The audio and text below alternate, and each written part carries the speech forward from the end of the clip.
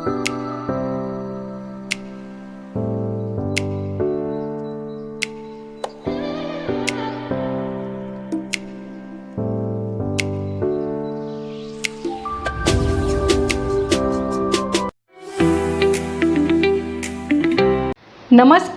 वेदिका की रसोईमध्ये सर्वांचे स्वागत।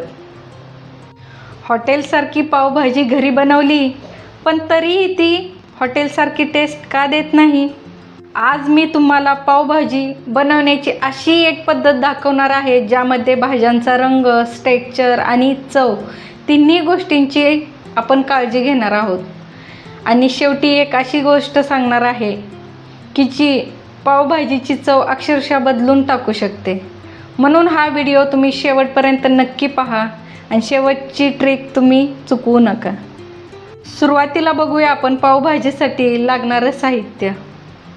इथे फ्लावर, थोडंसं बीट, गाजर, बीन्स, ओला वाटाणा, बारीक चिरून घेतलेला टोमॅटो, बारीक चिरलेला कांदा, बटाटा, बारीक चिरलेली कोथिंबीर, इथं आलं, लसूण आणि हिरवी मिरची बारीक अशी कुटून घेतलेली आहे, पावभाजी मसाला, बटर, गरम मसाला, लाल मिरची पावडर आणि थोडासा काळा मसाला पण घेतलेला आहे आणि चवीपुरतं मीठ, हळद आणि शिमला मिरची।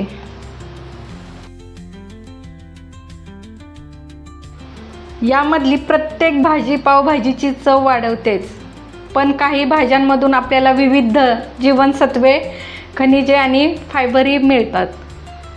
सर्वप्रथम या भाज्या मी स्वच्छ धुवून बारीक चिरून घेतलेल्या आहेत। या आता आपण शिजायला टाकूया। सर्वप्रथम मी इथे 2 चमचे तूप घालते।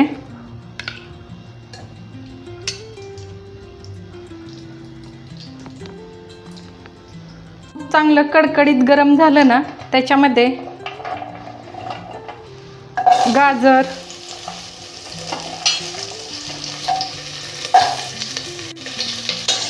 चांगलं या तुपामध्ये परतायचं। नंतर ना तुम्ही बीन्स, ह्या सगळ्या बारीक कट करून घेतलेल्या भाज्या याच्यामध्ये घालून घ्यायच्या। थोडंसं बीट हे आपण कलरसाठी घेतलेलं आहे। फ्लावर,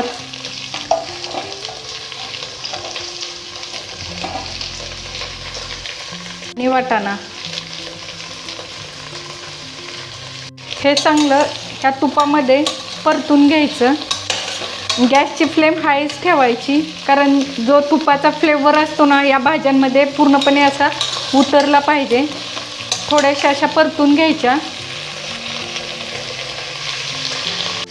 ही भाज्या ना तुपात चांगल्या परतल्यामुळे जो स्मोकी फ्लेवर असतो ना तो एकदम या भाज्यांमध्ये उतरतो, त्यामुळे आपली पावभाजीची टेस्ट एकदम भन्नाट लागते। आता याच्यामध्ये आपण हा बटाटा घालून घेऊया। याला पण चांगलं मिक्स करून घेऊया।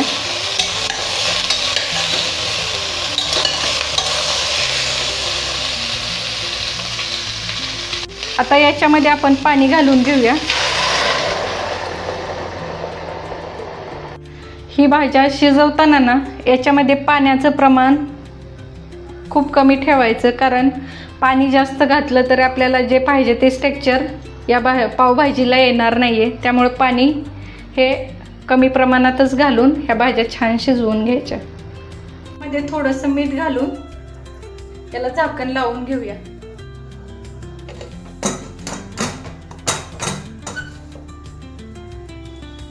याच्या आपण एक 3 ते 4 शिट्ट्या काढून घेऊया। पण इथे एक गोष्ट लक्षात ठेवा, भाज्या अगदी पाण्यासारख्या शिजवायच्या नाहीत का, कारण पुढे आपण त्यांना योग्य टेक्स्चर देणार आहोत। या भाज्या थोडंसं पाणी प्रमाणात घालूनच शिजवून घ्या। भाज्या चांगल्या शिजलेल्या आहेत, त्या थोड्याशा थंड होईपर्यंत आपण पावभाजीला लागणारा मसाला बनवून घेऊया। इथे मी एक कढई घेतलेली आहे। कढई गरम झाली ना त्याच्यामध्ये याच्यामध्ये 2 मोठे चमचे तूप आणि थोडंसं तेल घालून घ्यायचं, कारण नुसतं बटरने हे जळतं पटकन, त्यामुळे थोडंसं तेल पण घालायचं त्याच्यामध्ये. इथे बटर आणि तेल चांगलं कडकडीत गरम झालेलं आहे. त्याच्यात हा बारीक चिरून घेतलेला कांदा घालू.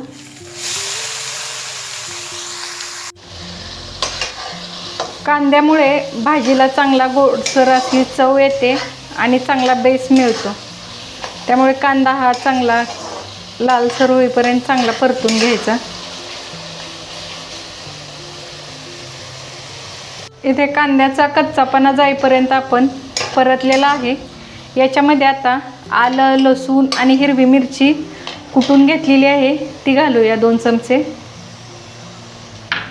हे पण चांगलं त्याचा कच्चापणा जाईपर्यंत परतून घेऊया.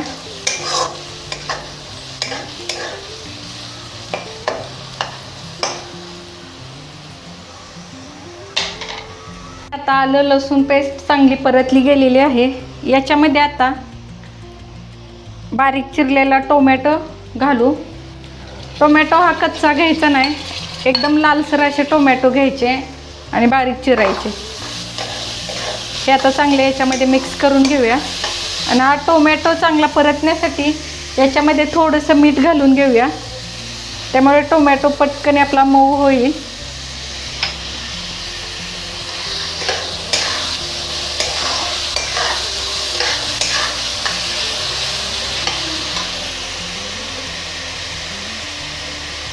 इथे टोमॅटो चांगला मऊ शिजेपर्यंत ना आपण ह्या थंड झालेल्या भाज्या मॅश करून घेऊया. त्याला आपण आता असं मॅश करून घेऊया. भाज्या एकदम छान शिजलेल्या आहेत. ह्या भाज्या जास्त अशा पातळसर अशा मॅश करायच्या नाही आहेत. थोडं जाडसर असं टेक्स्चर राहिलं पाहिजे याचं. अशा प्रमाणात मॅश करून घ्यायच्या.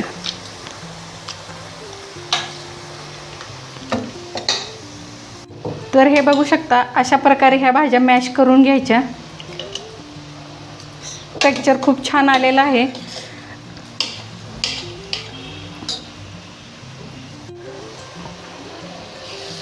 टोमॅटो चांगला परतला गेलेला आहे. आता याच्यामध्ये आपण बारीक चिरून घेतलेली शिमला मिरची घालूया आणि एकत्र करून घेऊया.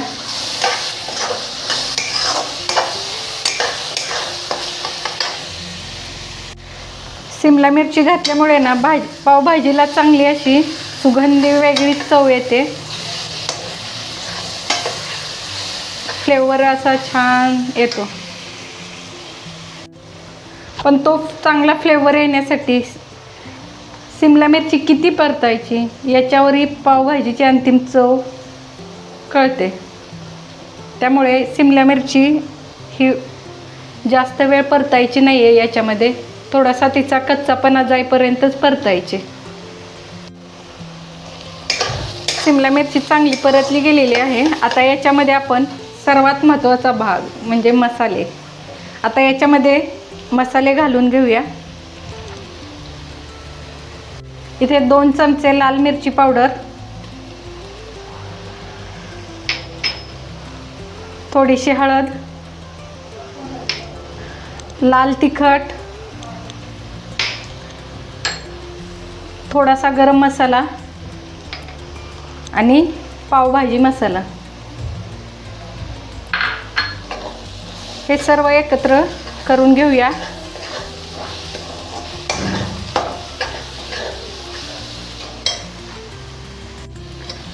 हे मसाले चांगले तेलात चांगले परतून घ्यायचे आणि थोडंसं मीठ घालू.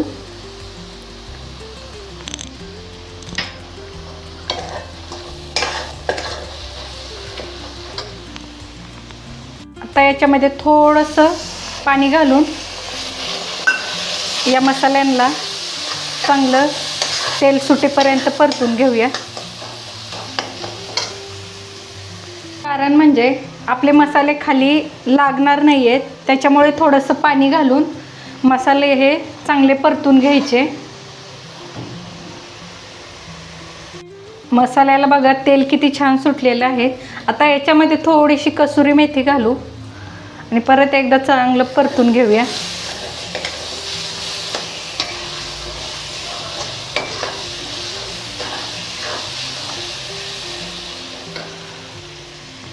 मसाला चांगला परतला गेला आहे. त्याच्यामध्ये आता आपण ह्या उकडून घेतलेल्या भाज्या घालूया.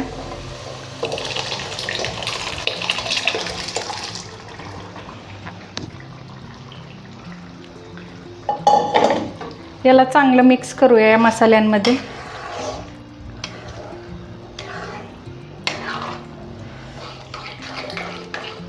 या भाज्या सगळ्या मसाला आणि भाज्या एकजीव करून घ्यायच्या चांगल्या. तसं फिरून फिरून तुम्ही एकत्र करून घेऊ शकता.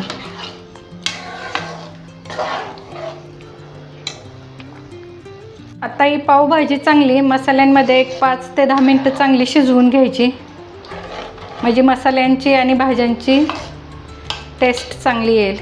त्यामुळे याला एक 5 ते 10 मिनटं चांगलं शिजू देऊया. आत्ता लक्षात ठेवा, पावभाजीची खरी टेस्ट अजून आलीच नाही. आत्ता पुढे आपण 2 कामं करणार आहोत, त्यावर अंतिम चव अवलंबून आहे. ती काय आहे ते पुढे बघूया.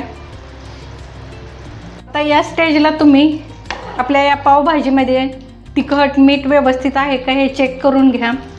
असेल तर तुम्ही इथे कमी जास्त करू शकता.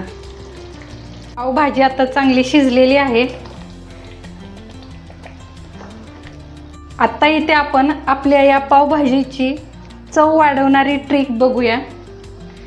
तर इथे मी गॅसवरती गरम करून 2 कोळसे घेतलेले आहेत.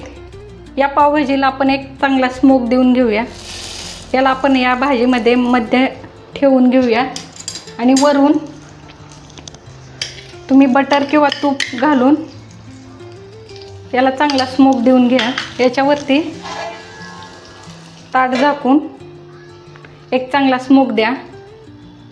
या भाजीला स्मोक हा 1 ते 2 मिनटंच द्यायचा. जास्त वेळ दिला की पावभाजी जरा कडवट लागेल, त्यामुळे जास्त वेळ ठेवायची नाही. साधारण 1 ते 1.5 मिनटं ठेवा तुम्ही. तर आता हे ताट उघडून बघूया आपण. आपल्या या पावभाजीला एकदम चांगला स्मोक बसलेला आहे.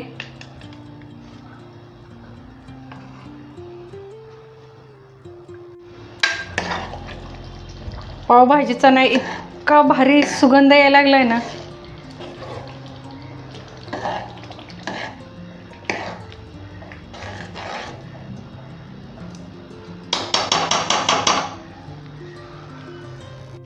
आता याच्यावरती वरून थोडंसं बटर घालूया.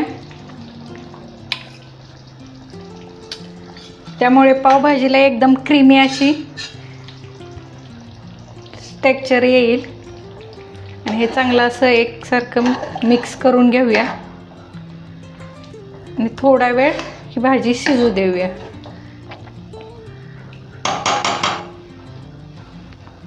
तर बघा आता या पावभाजीला किती छान रंग आलेला आहे.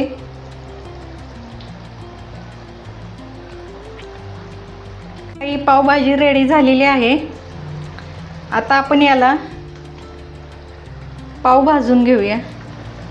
तवा चांगला गरम झालेला आहे. त्याच्यात आपण 1 चमचा बटर टाकून घेऊया. ते सगळीकडे असं पसरवून घेऊया.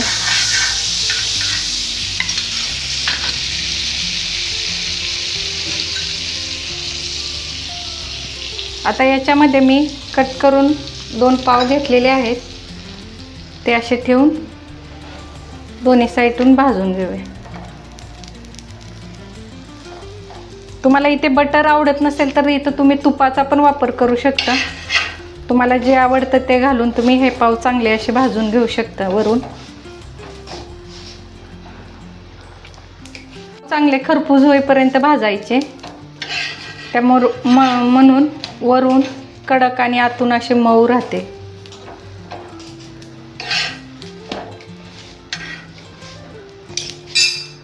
इथे मी थोडीशी पावभाजी घालते आणि याच्यामध्ये हे पाव चांगले घोळवून घेते.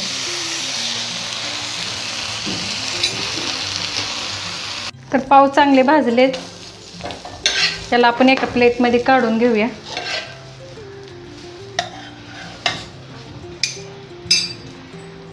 तर आता गरमागरम पावभाजी प्लेटमध्ये सर्व करून बघू.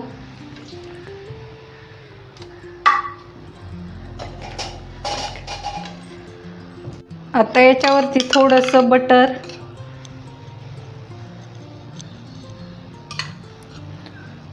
थोडीशी कोथिंबीर,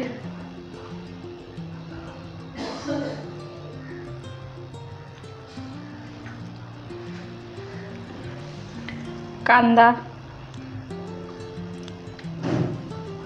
आणि लिंबाची फोड. इथे आपण हे भाजून घेतलेले पाव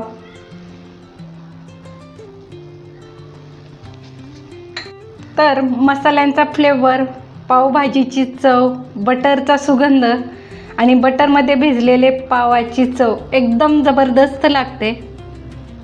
जर तुम्हाला पावभाजी रेसिपी आवडली असेल तर व्हिडिओला लाईक नक्की करा आणि अशा सोप्या, चविष्ट आणि घरच्या घरी बनवता येणाऱ्या रेसिपींसाठी वेदिका की रसोईला सबस्क्राईब करा.